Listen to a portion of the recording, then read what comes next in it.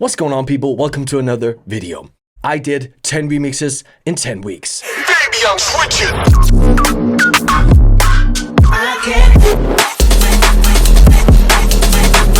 What If This Song? Season 2, out now. Now, why did I do 10 remixes in 10 weeks? 1. To grow my social media following. Since I started season 1 earlier this year, I've grown my TikTok from 2,000 to 43,000 followers, and I've grown my Instagram from 23,000 to 110,000 followers, which is crazy to think of. But yeah, some of the flips has gone viral, and essentially that's also why I did a season 2. Number 2 is because I just finished an album, and I didn't want to get hit with that like post-album depression, producer block, writer's block thing. So essentially doing a remix a week and knowing that I have to upload a new remix every Monday pretty much kept me out of that completely. But yeah, today's video is going to be about the 10 remixes from the pack, and I'm just going to show you guys some of the projects of those said remixes. But before we dive into that, I have some announcements I gotta make. 1. I'm going on tour with Member, starting in Atlanta on August 25th, and we have 12 shows lined up, and I can't wait to come to the US again and play some shows. I'm also considering vlogging there, still don't know, because to be honest, the previous vlogs I did there did terribly, but I don't know. What do you guys think? 2. New merch is dropping next week on the website. Wednesday, August 23rd is when the merch is dropping, and there is going to be some crazy designs there. 3. I have an album dropping next year, but the first single is coming out in September. Next month, early September. I can't wait to show you. And 4. I've been thinking about doing either a Discord or Patreon or both. I'm doing so much sound design these days, and I feel like I have a lot to contribute with to a possible Patreon. Obviously don't want it to feel like a money grab. I don't know. It would be like vocal samples, maybe lessons. Yeah, let me know what you guys think. Should I do a Discord or a Patreon or both? But yeah, that being said, let's dive into the 10 remixes from What If This Song Season 2.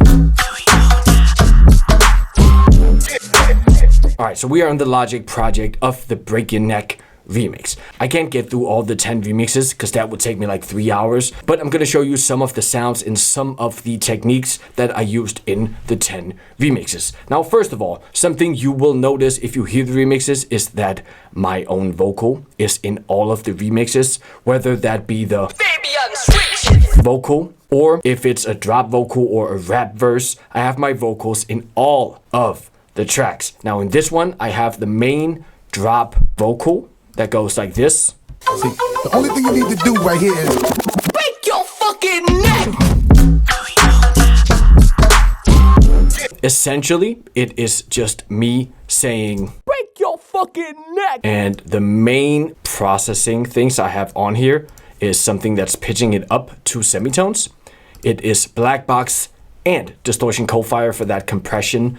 I have an EQ taking out all the lows, some of the mids, and then delay, clipper, and a Valhalla reverb just a little bit, and essentially we end up with this. Break your fucking neck.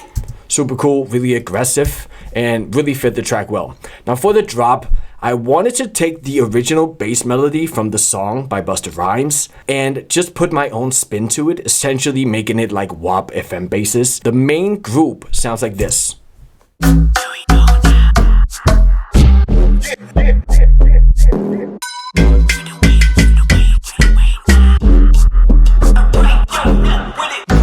So a whole bunch of bass sound design going on here. It is primarily just sine FM basses with different kinds of distortion or saturation on. For most of the basses of the 10 remixes, I used the Rift plugin for the basses. We are switching wubs here every like 2 bars or so. So we have this that then goes into, which is essentially just an FM bass run through a few different distortion modules, Rift being the most apparent one, that's set to the wide mode, which is super cool. And without. So really widens the sound and makes it cool. I also sometimes use the side mode in Rift where you can actually just distort the sides. If you use a really like aggressive distortion, that could be a super cool effect on especially bass sounds. Other wops here. We have this one that low cuts so the 808 comes in. Bunch of cool throws, a lot of automation going on to make it move a lot. And yeah, a lot of whops, hits, stabs, percussion going on. Got percussion resample. And this one too. A bunch of my mother's percussion sounds in here. The main sound is made from a conga that's just saturated and reverbed, and it just like it sits in the background nicely. It's not so much of a lead because I do have a lot going on because I have basses, I have the conga sample you just heard, and I have my own vocals whispering. Here we go now. Give it away, give it away, give it away now. Classic Fabian, I know. Now, for the drums of this remix, I'm not gonna talk too much about that. Essentially, what I can say is that it's somewhat simple in terms of sound design. It's primarily using clipping, parallel compression, and meticulous EQing and track spacing to make the different elements fit with the drums.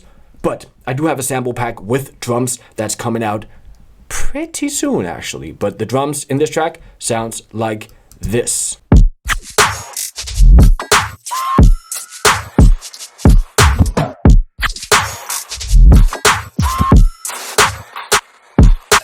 Bounce! So bouncy. But yeah, that's the Break Your Neck remix. Let's move on to the next one.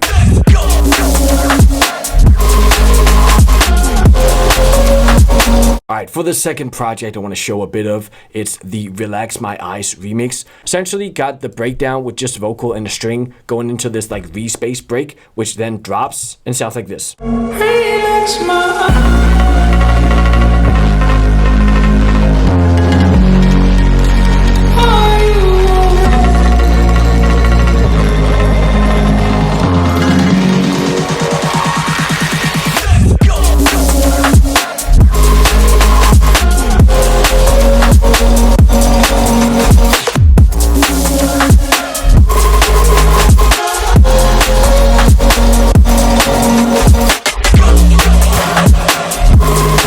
Had a bunch of different directions for this, but the result came out crazy and it took so long to make all those layers. Let me actually just go straight to the drop and I'll explain that a little bit. So the main drop group, which like all my other main drop groups in my project, are sidechained with automation, as you can see here. There's also mute automation that's muting everything before the first kick hit in the downbeat. There is some finisher automation, which essentially is a plugin that works kind of like Endless Smile, adding reverb, adding riser, and essentially automating this in will make it rise, reverby, seem bigger. So it's kind of a push-pull effect that I use this with automation. So it goes, so it gets bigger with each hit. As you see here, it's also tremolo automating at the end of the bars to get that like stutter house effect. Let's not say stutter house anymore, it's ridiculous. But yeah, a lot of stuff going on here. I'm also kickstarting it to the snare. I'm also track spacing it to the entire drum group. So it's a lot of mixing going on here that this track kind of required, given that it's super complex in terms of sound design. Now I have my own vocals saying let's go.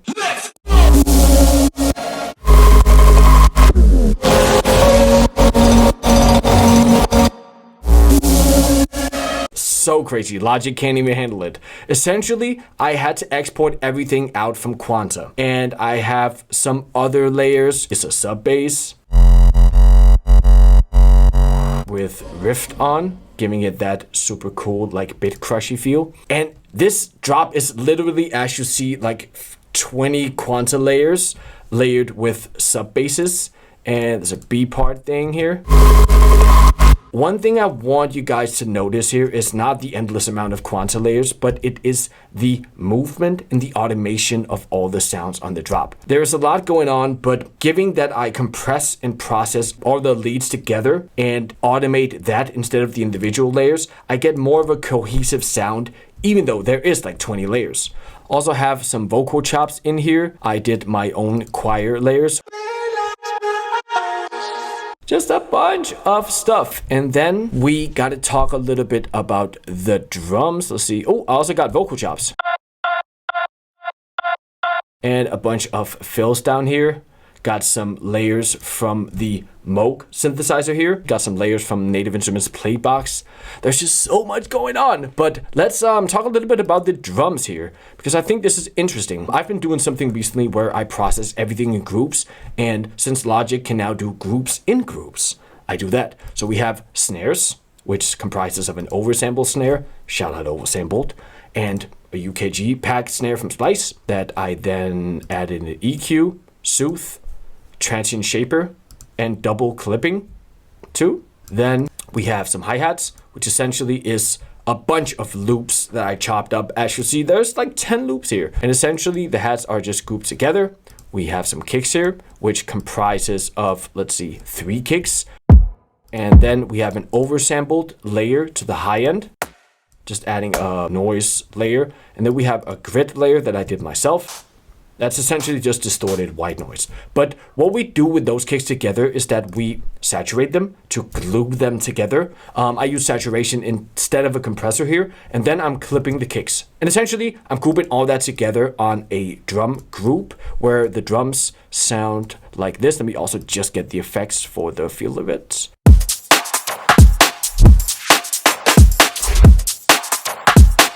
Now, a few things I want to talk about with these drums is 1, parallel compression. I use the XLA3. I mix in 29% of a signal that sounds like this.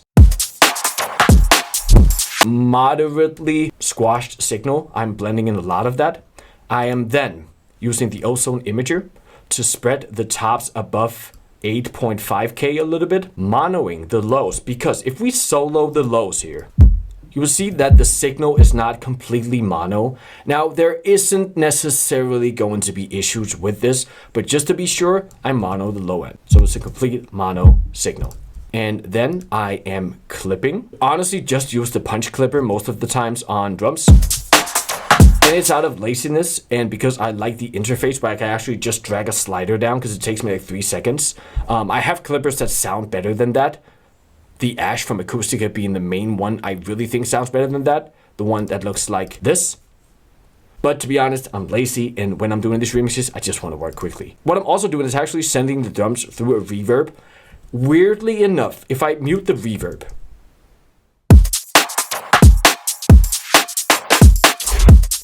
it sounds a little bit less complete. Reverb is low cutted up to 1K, so there's no reverb on the kick, obviously. I was really debating whether to put reverb on the drums here, but in the full mix, it actually made it sit a lot better. I don't know if you guys can hear this, but let me just play it without the reverb on.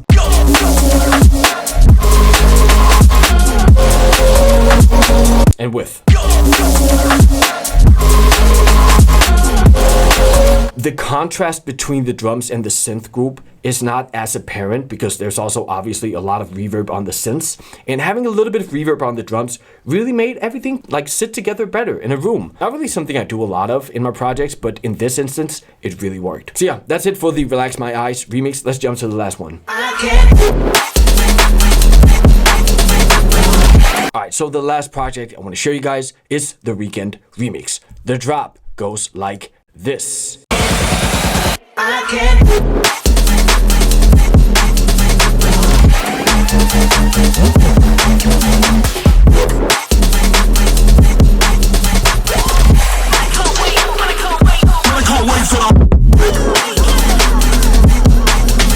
140, breakbeat, super high energy. Really wanted to make something that worked well for live shows. Now let's quickly just go over this project. Essentially, I have a few different groups. I have a perk effects group, which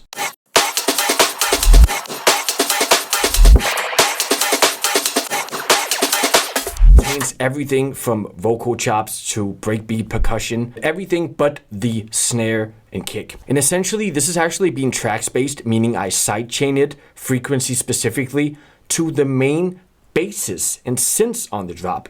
So since the basses were the main element I wanted to stand through in the mix or to come through in the mix, I actually took a track spacer, just a little bit of percent here, clearing out some of the low end and the mid range in the percussion when the bass hits, just to make the basses come through the mix a little bit more. This is a very neat trick if you have something that is overshadowing something else in your mix, and I use this a lot. That's the main group. Let me just play the percussion group with the kick and snare group as well.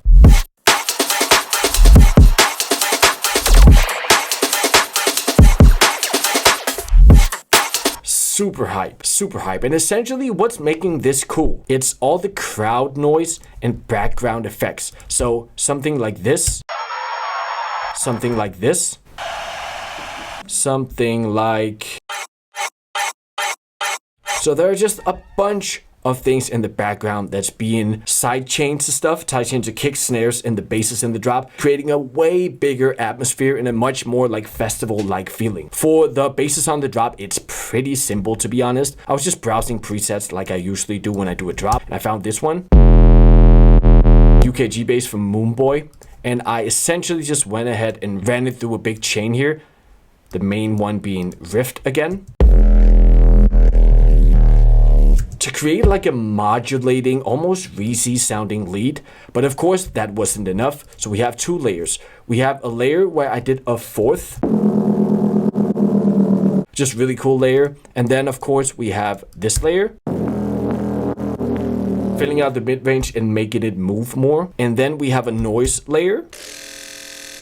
So I essentially do these layers so I can control them all individually, which ends up in a better sounding bass for the sound design. Now, second one is a skanka. It's also running through Rift. Without it, it would sound like this. So like a Hamdi style bass. But we switch it up completely. Compressed, distorted layer, and even more compressed and distorted layer. And that's essentially the main drop group.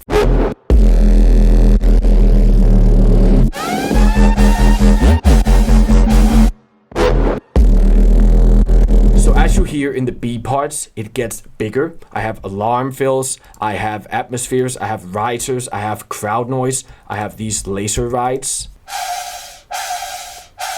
Stuff like this coming in just to make it more of an apparent transition for the listener. When you hear the B part, it goes even crazier. And besides that, I of course have my own vocals just doing stuff like this. Step up in the thing and my shit up, yeah. And I have my own voice doing stuff like this. And I can't wait, and I can't wait, and I can't wait for the Yeah, bunch of cool delay throws. Essentially how I do these vocals is I record them with high energy. I then will usually strip off a lot of, look at this EQ, oh my god. I will essentially strip off a lot of the mid-range and almost only keep the area here. So from like 1K up to like 7K-ish, that's the only area I usually keep on these effects vocals that are on drops. Also, you can see it here. This looks even better. Usually do something like that until it fits the tone that I'm going for. And for delay, I actually used a free delay on all of my delays in all these 10 remixes. Just a baby comeback from Baby Audio. And yeah, sounds super great on throws like this. So I hope you guys enjoyed this video. That was some of the remixes from the What If This Song Season 2 edit pack, out now, link in the description. Hope you guys enjoyed it. Let me know if there's anything I missed, any of the other remixes you want to see. Essentially just trying to get in the grind of doing YouTube stuff again. And yeah, let me know on all the stuff I said in the beginning of the video, and I really hope you guys enjoyed this. Peace. Baby, I'm switching.